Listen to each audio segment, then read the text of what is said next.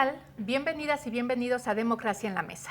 En esta ocasión hablaremos de las acciones que deben emprender los partidos políticos para impulsar la promoción política de las mujeres y los mecanismos que tiene el Instituto Nacional Electoral para verificar su cumplimiento. Para hablar de ello nos acompañan Laura Liselot Correa, titular de la Unidad Técnica de Género y No Discriminación, y Fanjua Rivas, coordinadora operativa de la Unidad Técnica de Fiscalización del INE. Bienvenidas, gracias por estar aquí. Bueno, pues vamos a entrar de lleno al tema para hablar de entrada acerca de la participación política. ¿Dónde estamos parados? ¿Qué hemos ganado? ¿En dónde vamos? Porque sabemos de entrada que nos falta, ¿no? Pero mira, bueno, en primer lugar, muchas gracias y qué bueno que tenemos esta oportunidad para hablar de la participación de las mujeres en el contexto político electoral. Lo primero que debemos comprender es que la participación y el acceso de las mujeres al ámbito público es un derecho, y es un derecho ganado plenamente por parte de las mujeres y que ha implicado la participación de una serie de factores, entre ellos, por supuesto, las autoridades electorales, la autoridad legislativa, los partidos políticos, las organizaciones de la sociedad civil y activistas.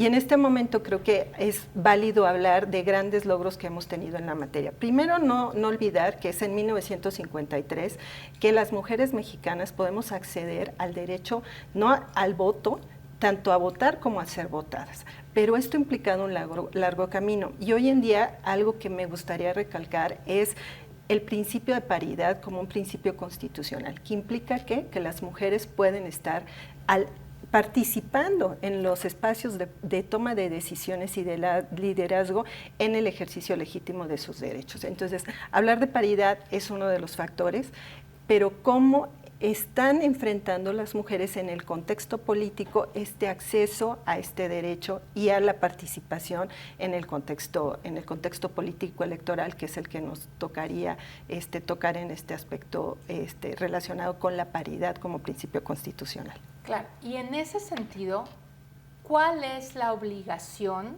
¿A qué están obligados los partidos políticos? Porque, pues bueno, al final del día son los canales sobre los que se basa la participación, ¿no? Mira, yo hoy en día creo que una de las principales obligaciones que tienen los partidos políticos es al registro de candidaturas de mujeres para la participación en los espacios de toma de decisiones y el ejercicio del poder. Y en este contexto, lo que implica ello, primero garantizar que ese acceso sea libre de violencia. Hablaremos en un momento más sobre la violencia política contra las mujeres en razón de género, pero también el acceso al financiamiento al que tienen derecho las mujeres para poder acompañar sus campañas. Y en ese inter también el acceso que tienen las mujeres a los diferentes militantes o simpatizantes de los partidos políticos, a los diferentes mecanismos e instrumentos que proveen los propios partidos para fortalecer esos liderazgos en el ejercicio de la toma de decisiones. Entonces, por eso es importante hablar del acceso al financiamiento o a los fondos públicos a los que tienen derecho las mujeres en el marco de esta participación. Claro. Ahora, y en ese sentido, ¿qué opinamos de las cuotas? Porque es un tema un poco polémico, ¿no? Hay voces a favor, en contra, que las apoyan, que las descalifican. ¿Cuál es su opinión? Han sido acciones afirmativas que sin duda nos han permitido a las mujeres dar acceso a una mayor participación política, ¿no? O sea, se empezó con una cuota del 30%, que no era obligatoria, luego a un 40%, hasta llegar a la paridad, ¿no? Que Liselot ahorita lo podrá decir mucho más, de forma más concisa, o más explicarlo mejor. Pero sin duda ha sido súper importante. Por eso ahora tenemos las mujeres en los congresos, principalmente, que es donde se ve esto reflejado. Yo creo que sin las cuotas eso no hubiera sido posible, ¿no? Claro. Y obviamente el impacto, cómo se ha traducido esto en términos de dinero, ¿no? De presupuesto, de asignación, que al final del día es lo que hace que todo tenga razón de ser, ¿no? En eso sí todavía no hemos avanzado suficiente, ¿no? O sea, justamente es una de las diferencias el tener acceso a recursos. O sea, y tenemos dos tipos de recursos, ¿no? El que se tiene para campaña política y el otro, del que ya comentaremos, que es el de para formación política, ¿no? Pero en cuanto a campañas, fue hasta 2020 con la reforma en materia de violencia política cuando se estableció un lineamiento, en los lineamientos en el Instituto Nacional Electoral, donde se definió que las mujeres candidatas tenían que tener acceso al menos a un 40%, ¿no? Pero fue por primera vez para este proceso electoral de 2020-2021 cuando se contó con ello.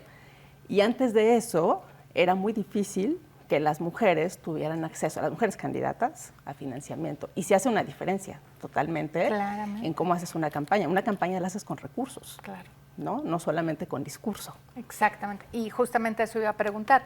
Estas reformas y estos avances, ¿en qué se han traducido en términos de participación? O sea, realmente hemos visto un aumento de participación de mujeres, hemos visto una mayor presencia, hemos visto un cambio hacia dentro de las organizaciones. ¿Qué podemos apuntar?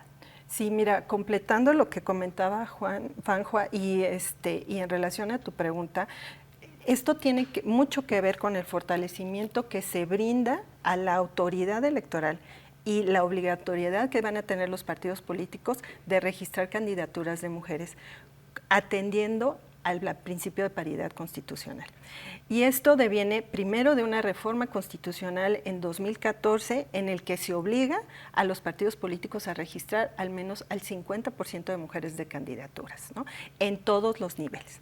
En 2019 hay nuevamente una reforma constitucional denominada, o mejor conocida, creo que por la mayoría de la gente, como paridad en todo, que va a implicar aplicar este principio de paridad, es decir, que las mujeres estén en los diferentes espacios, en los 3 niveles de toma de decisiones y en los diferentes ámbitos, participando las mujeres. ¿Esto qué ha implicado? Que sí, que efectivamente haya una mayor participación de mujeres en las contiendas político-electorales. Ahora, esto no necesariamente va a garantizar que ganen las mujeres. Lo que garantiza que ganen las mujeres es la voluntad de la ciudadanía. Pero ¿qué nos dejó el proceso electoral 2020-2021? El pasado 6 de junio, la gente votó por las mujeres. Y hoy en día tenemos una paridad real y efectiva en el Congreso, en la Cámara de Diputadas y Diputados, toda vez que las 255 curules son ocupadas por mujeres y 250 por hombres. ¿Esto qué quiere decir? Que las mujeres hoy tienen un acceso efectivo a la participación política y un acceso real. Ha ido acompañado de diferentes medidas, no solamente las reformas electorales. Esto también tenemos que decir que la autoridad electoral, tanto la jurisdiccional como el propio INE, han ido sembrando de manera diversa a través de diferentes normatividades y acuerdos el garantizar que efectivamente los partidos políticos cumplan con ello. Entonces, ahora lo que nos tenemos que preguntar es, ¿llegan en igualdad de condiciones en la contienda los hombres que las mujeres?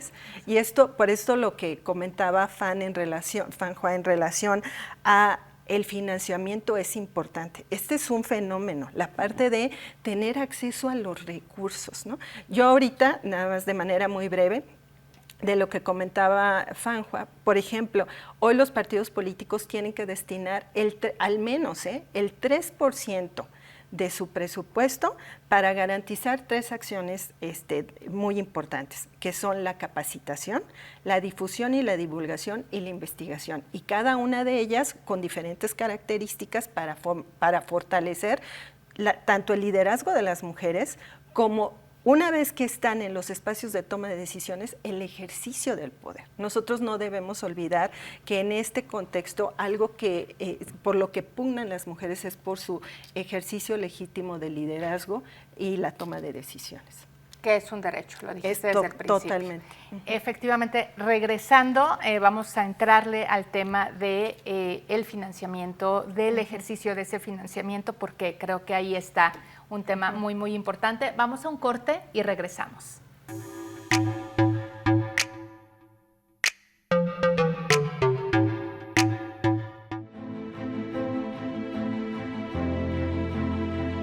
Porque permite que nuestras voces sean escuchadas.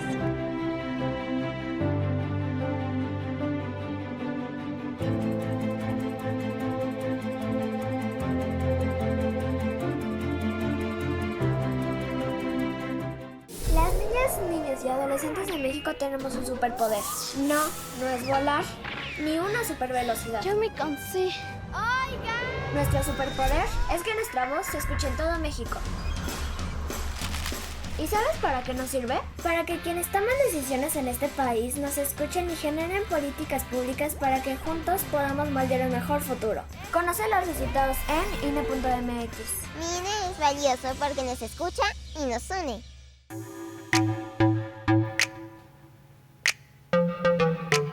Estamos de regreso y tal como lo comentamos antes de irnos al corte, creo que el tema del financiamiento es un tema toral para poder entender en qué se traduce o cómo se aterriza toda esta norma que tiene que ver con lo que debería de ser la participación de las mujeres. Y me parece que es muy, muy importante empezar por el principio. ¿Qué hay, qué se debe de etiquetar? ¿Cómo está etiquetado? ¿Para qué debería de utilizarse? Empezando por ahí. Ok, bueno, rápidamente. Hay dos tipos de recursos. El de campaña, que es el que la mayor parte de la ciudadanía identifica, y está los recursos que tienen los partidos políticos, que se habla mucho de ese presupuesto enorme que tienen, ¿no? Que es su gasto ordinario. Y de este gasto ordinario es de donde se desprende este recurso que se conoce como 3%, pero tiene un nombre muy particular, se llama Capacitación, Promoción y Desarrollo del Liderazgo Político de las Mujeres. Se le dice 3% porque es el porcentaje mínimo de ese gasto ordinario del que los partidos tienen que destinar para la formación de mujeres y en esos rubros que comentaba Liselot, sobre capacitación, tareas editoriales, investigaciones. Entonces es el piso. Es 3%. el piso, pero no es el techo. O sea, hay partidos que sí destinan mucho más recurso. Bueno, no hay quien llegue hasta el 50%, por ahí algún partido político en algún momento decía, no, vamos a destinar el 50%, nadie ha llegado a eso, ¿no? Pero sí hay algunos que destinan un poco más, aunque no es en todos los casos. Y en el nombre del recurso lleva el fin, ¿no? O sea, Exacto. está para 3 tareas específicas y muy bien identificadas, que es distinto al recurso de campaña, de promoción propia de una actividad electoral, ¿cierto? Exactamente, del que decíamos el 40%, El ¿no? 40%, ok. Entonces, partiendo de esto, que ya tenemos claro que hay un recurso para preparar a las mujeres y hay otro recurso para que esas mujeres vayan y hagan política y hagan campaña buscando el favor de los electores, ¿qué sucede en realidad? O sea, ¿realmente se aplica? ¿Los partidos gastan ese dinero destinado a mujeres en mujeres? Sí, de hecho, ha habido una evolución. O sea, este recurso existe desde 2008 como tal, etiquetado, ¿no? Y ha ido evolucionando en reglas, en porcentajes. Empezó con un 2%, en 2012 incrementó al 3%, y a partir de 2014, cuando hicimos la transición de INE a IFE, de IFE a INE, ya la fiscalización se volvió nacional, ¿no? Entonces nosotros empezamos a fiscalizar a los partidos locales y es donde realmente tenemos el tema. Los partidos a nivel local es donde encontramos más casos de no destinar el recurso adecuadamente o que no lo destinan completamente. Más incumplimiento, sí. Sí. Y en ese sentido, ¿cuál es la ruta que corre, incluida, por supuesto, la sanción?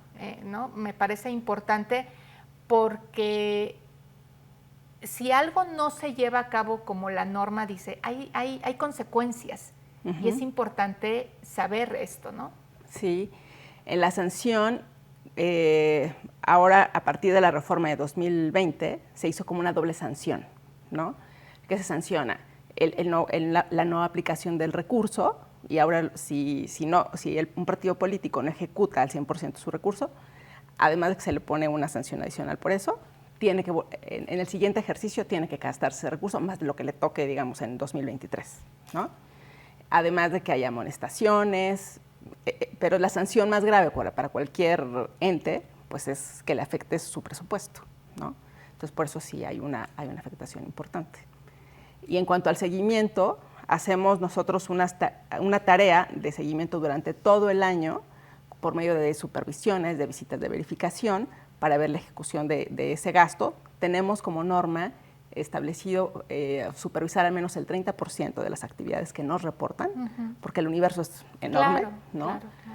Y lo hemos logrado. Por ejemplo, en 2021 logramos la cobertura del 34% a nivel nacional, ¿no? Y ahí lo que verificamos es si aplican correctamente el recurso, o sea, en este tipo de actividades que se platicó, capacitaciones, que es lo que hacen principalmente, ¿no? Ahora, una cosa es la cantidad de recurso que se destina y se aplica, y otra cosa es la calidad, ¿cierto? Correcto. Porque de pronto pues nos podemos encontrar con muchos escenarios, es decir, bueno, pues yo la apliqué en tal o cual cosa, y que de pronto no tiene el nivel que requeriría para cumplir el objetivo para el que fue etiquetado, ¿no?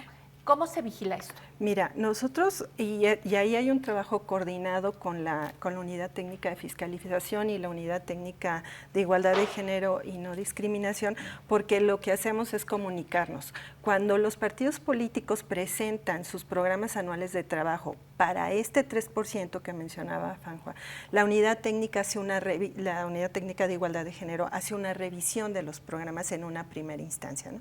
¿A qué cursos, por ejemplo, ¿no? ¿Para qué se está destinando ese recurso? Okay. El de materia de capacitación, cursos, conferencias, talleres, etcétera. ¿De qué son estos cursos y conferencias? Y cómo esto va a ayudar a fortalecer los liderazgos de las mujeres al interior de los partidos políticos, ¿no?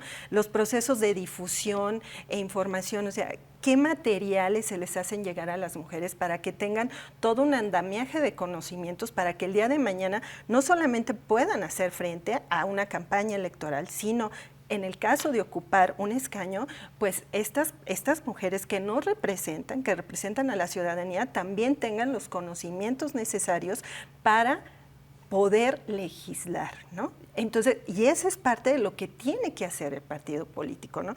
¿Cómo vamos a disminuir las brechas de desigualdad entre hombres y mujeres y con diferentes grupos en situación de discriminación si no conocemos los contextos, si no conocemos cuáles son las problemáticas que existen? Y esta es parte del recurso. Entonces, por eso las capacitaciones que se brinden al interior de los partidos son fundamentales en los diferentes temas, tanto para el fortalecimiento que una mujer pueda pararse y decir, aquí estoy, puedo hacer frente a esta campaña porque tengo todos los conocimientos, el andamiaje para poder enfrentar cualquier contienda política frente a otros varones o con otras mujeres de otros partidos políticos en base a los conocimientos, ¿no? Desde cuestiones personales, cómo fortalecer mis propias actitudes y capacidades de comunicación, de liderazgo, de entendimiento, de vinculación, de coordinación, de lobby, etcétera, hasta cuando el día de mañana yo tengo que revisar y hacer una propuesta en materia legislativa,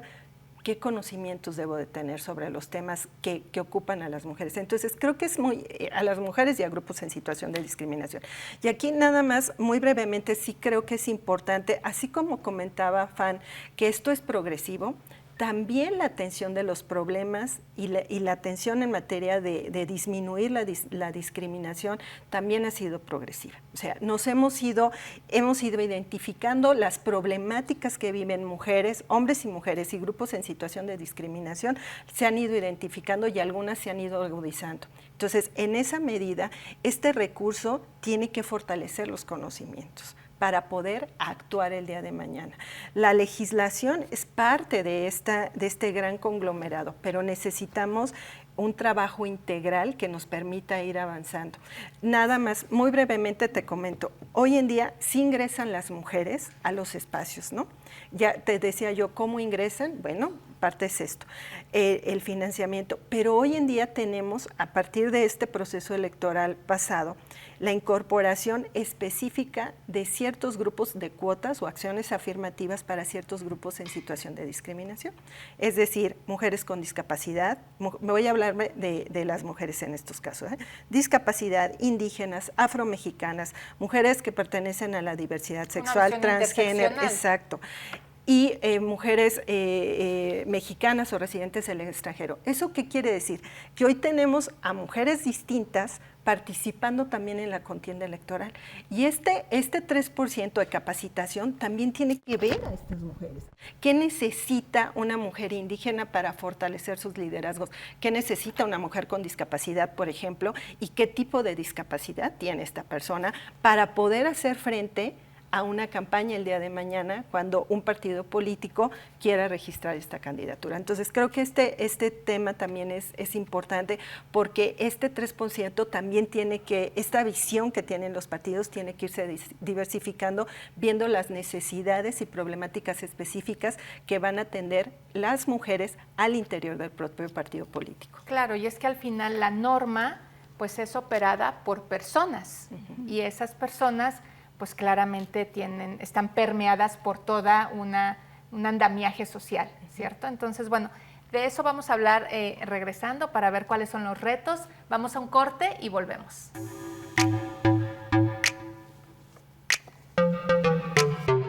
Es valioso actualizar la dirección ante el INE porque con ello puedo tomar decisiones para mi colonia y tener una mejor calidad de vida. Para estar vigente a la hora de votar.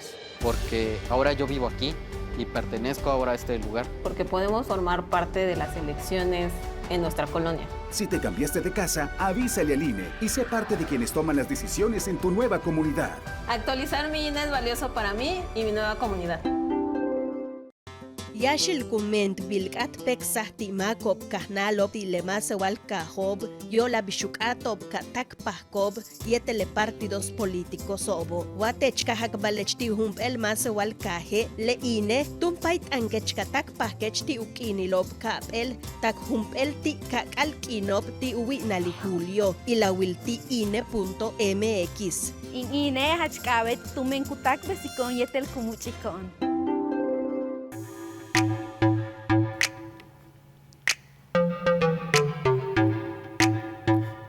Estamos de regreso y quisiera retomar lo que decíamos hace rato, el impacto que ha tenido esta norma al interior de los partidos. Ya nos decían pues las distintas necesidades que se han ido identificando en un proceso dinámico, ¿no? Obviamente, porque tiene que ser reflejo de lo que sucede en la sociedad. Pero también hablando de esto, pues lo operan personas que están inmersas en toda una realidad. ¿Hemos visto impacto en esto? ¿Hemos visto avance? ¿Cuál es el gran reto? Lo pongo sobre la mesa porque estamos en una sociedad en la que prevalece la violencia en razón de género y claramente el tema electoral pues no se puede sustraer. Ok, yo creo que la parte positiva de esto en particular, de ese tipo de financiamiento, es que las mujeres en los partidos políticos ya se han apoderado de él, ¿no? Y pelean por tener acceso a él. Porque justamente, yéndome del otro lado, la problemática que hemos registrado, bueno, que hemos identificado, es que a ellas no se les ha permitido, en muchos casos, tener acceso a ese recurso y por ende, el cómo se aplica, pues no corresponde a esta realidad que comentaba Liselot, ¿no? Eso es un tema. También el recurso, al estar, digamos, administrado por varones, en muchos casos, que son los secretarios de finanzas de los partidos políticos, y ellos toman la decisión como que no le ven importancia, ¿no? Dicen, bueno, ¿por qué queremos mujeres? No, pues, o sea, eso que mejor que se vaya a campaña. Eso es una restricción del gasto, ¿no? Y eso implica violencia política. O sea, el no darte recurso es violencia, ¿no? También hay simulación en el ejercicio del gasto.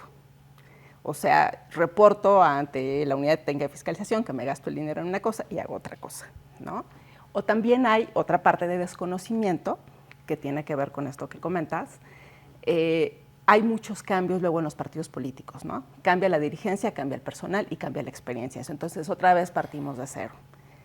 Yo, en el tiempo que he estado en este tema, sí veo mejoría. O sea, sí veo que procuran hacerlo mejor. Pero están las personas en los partidos políticos como muy preocupadas por el cumplimiento de la norma, en lugar de ver la calidad, ¿no?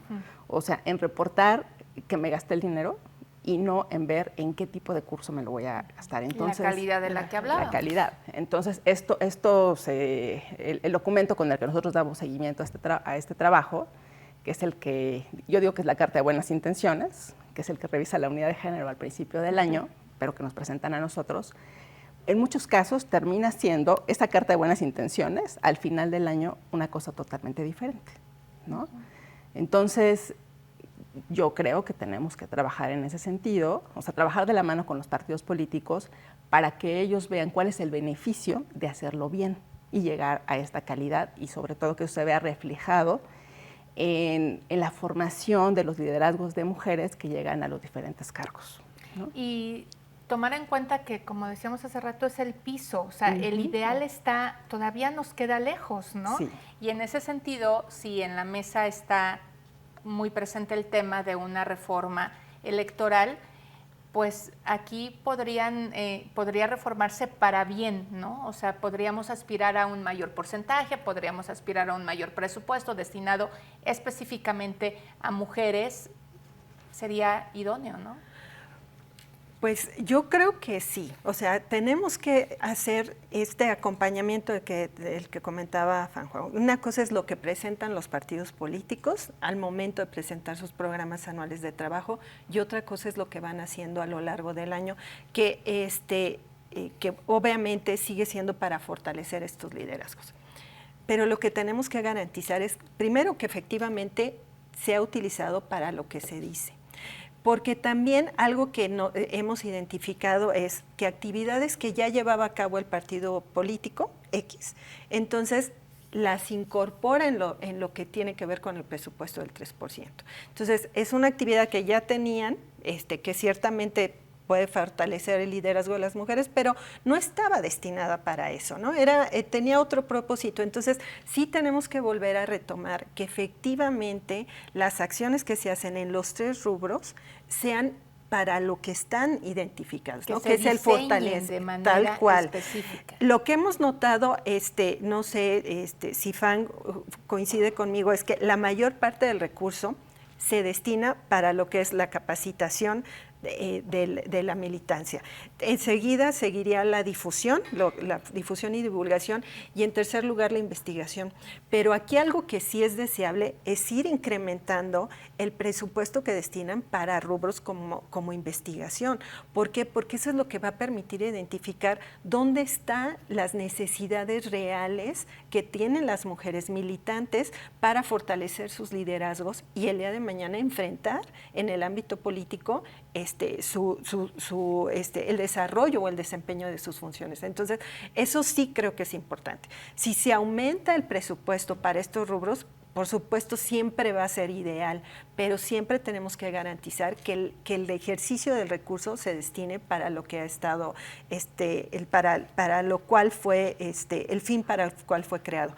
Y la otra parte sobre la que también quiero mencionar, ya mencionó Fan, una cuestión importantísima en materia de violencia política contra las mujeres, que es efectivamente el no acceder a estos recursos. Pero algo que no debemos olvidar y que es previo a esto es que tenemos que conocer la legislación. La reforma en materia de violencia política contra las mujeres en razón de género es muy reciente. El problema es muy añejo, pero el andamiaje normativo es de abril de 2020 hacia la fecha. Y eso nos permite tener un fortalecimiento como autoridad electoral para decir, aquí está la normatividad, tu partido político tienes que cumplir con esa normatividad, pero tu ciudadanía, militancia, simpatizantes, tienes que conocerla. Porque no hay manera de que una mujer, en este caso, ejerza un derecho si no conoce que es un derecho.